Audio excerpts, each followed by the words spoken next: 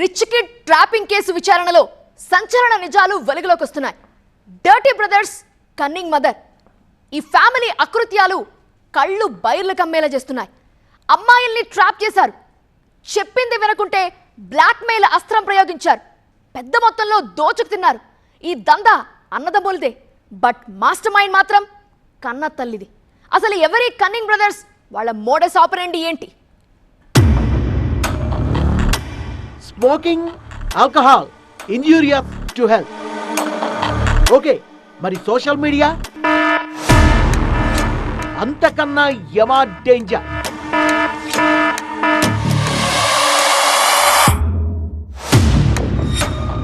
Rich kids ను trap చేసిన ఈ ఫ్యామిలీ ఆగడాలే దానికి నిదర్శనం.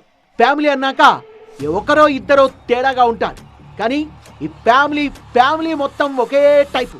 బడాబాబుల బిడ్డల్ని ట్రాప్ చేయడం, బ్లాక్మెయిల్ చేసి దోచుకోవడం, దొరకనంత కాలం దొరల్లా బిల్డప్ ఇచ్చారు.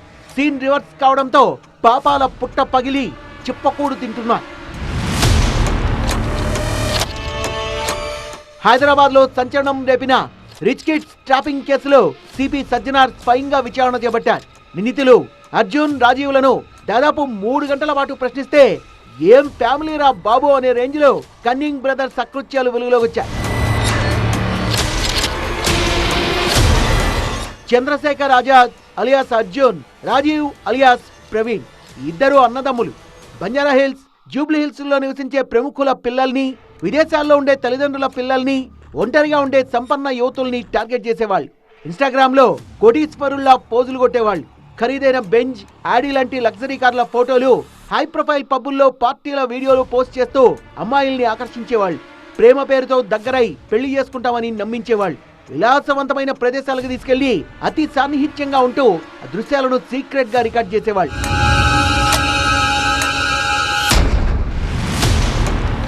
బిజినెస్ అని అత్యవసరం పేరుతో అమ్మాయిల్ని డబ్బులు అడిగేవాడు అర్జున్. ఇస్తే సరి, కాదు కూడదంటే బ్లాక్మెయిల్ కి దిగేవాడు. ఇదే తరహాలో చాలా మందిని ట్రాప్ చేసి లైంగిక దాడికి కూడా దిగాడు. గ్యాంగ్ సోషల్ మీడియాకే పరిమితం కాలేదు. బాధితుల ఇళ్లలో పనిచేసే డ్రైవర్లు, వాచ్మెన్లతో కూడా స్నేహం చేశారు.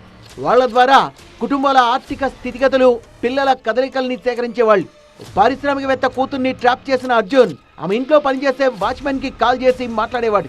ఆ మాటల్ని రికార్డ్ చేసి వీడియోలతో బెదిరించి 30 లక్షలు దండుకున్నాడు. ఇదే అదనుగా వాచ్మెన్ సరస్వతి కూడా ఇంట్లో వాళ్ళకు చెప్తానంటూ బాధితురాలి దగ్గర నుంచి 9 లక్షలు వసూలు చేసింది.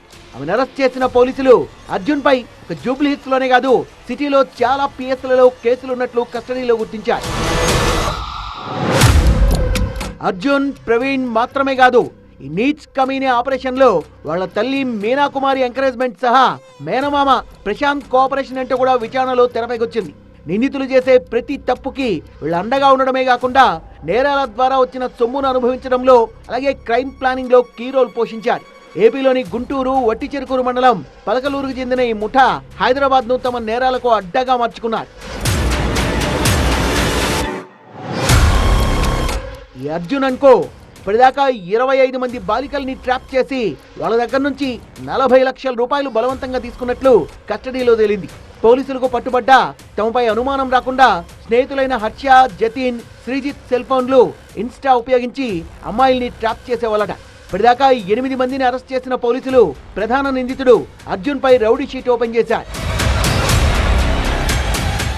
అర్జున్, ప్రవీణ్ ను 4 రోజుల పాటు విచారించడంతో సంచలన విషయాలు వెలుగులోకి వచ్చాయి. మరో వారం పాటు విచారించాలంటూ కస్టడీ పిటిషన్ వేశారు పోలీసులు.